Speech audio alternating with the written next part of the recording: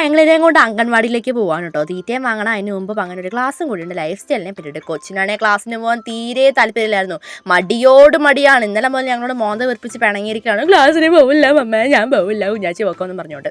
ഞാനൊക്കെ ഒരുപാട് ക്ലാസ് കേട്ടോ, അങ്ങനെ മോന്തയെ വെറുപ്പിച്ച് അങ്ങ് നടക്കുകയാണ്. ഒരുപാട് ഞാൻ കൺവിൻസ് ചെയ്യാൻ നോക്കി, പക്ഷേ കൊച്ച് സമ്മതിക്കുന്നില്ല. അപ്പോൾ ക്യാമറ ഉള്ളതുകൊണ്ടാണ് ഇങ്ങോട്ട് നിൽക്കുന്നത്, അല്ലെങ്കിൽ കൊച്ചിൻ്റെ മോന്ത വീർത്ത് നിലത്ത് മുട്ടാൻ ഭാഗത്തിനാവുമായിരുന്നു കേട്ടോ ഗായ്സ്. അങ്ങനെ കുറേ ചവിട്ടും തൊഴി ഒന്നും തലയൊക്കെ കൊടുത്തതേ ക്ലാസ്സിലേക്ക് ഒന്നിക്കൊണ്ട് പോവാണ്. ബാക്കിയുള്ള നിങ്ങൾ കണ്ട് രസിക്കൂ ഗൈസ്.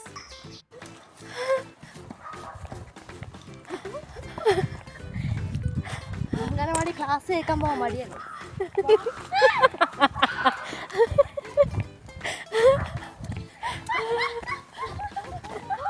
വേണ്ടടാ, പിള്ളേരെ സ്കൂളിൽ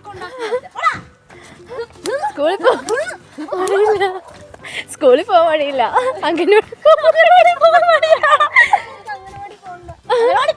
കൊച്ചിന് കഞ്ഞി കുടിക്കണ്ടേ, അവിടെ പോയി കിടന്നുറങ്ങാം, കഞ്ഞി കുടിക്കാം, എബിസിഡി പഠിക്കാം, കുറെ പിള്ളേരെ അടിക്കാം, അല്ല കുറുക്ക് തിന്നാം.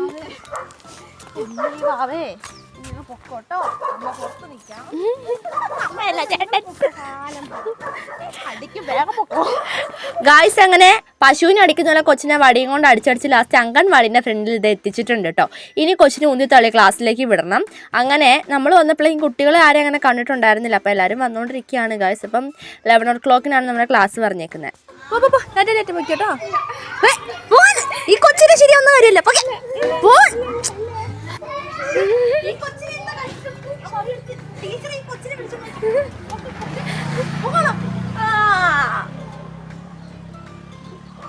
മോസ്റ്റ് വാങ്ങാൻ പോയി. എന്താ അവിടെ നിൽക്കുന്നേ? അവിടെ പോയിരുന്നു കേട്ടോ. അവിടെ നിൽക്കാൻ സ്ഥലമില്ലെന്നോ? ഒരു കണക്കിന് വിട്ടു കായ്സ് അംഗനവാടിയിൽ കൊച്ചിനെ ഉല്ലസിക്കാൻ പോവാം. നല്ല അമ്മ, നല്ല ചേട്ടൻ. രണ്ടാനമ്മല്ലേ? ഞാൻ ഒന്നാനമ്മ, നീ രണ്ടാനമ്മ. ശരിക്കുള്ള പെറ്റമ്മ വേണ്ടിട്ടുള്ള കേസ് നിന്നു. എന്നെ തീർക്കും കൈസ്. ആ, അവിടെ ഇരുന്നോളെ. ആണോ?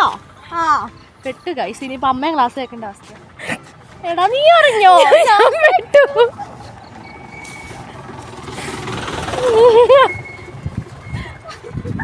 അറിയാലോ, എനിക്ക് മര്യാദക്ക് പൊക്കോ.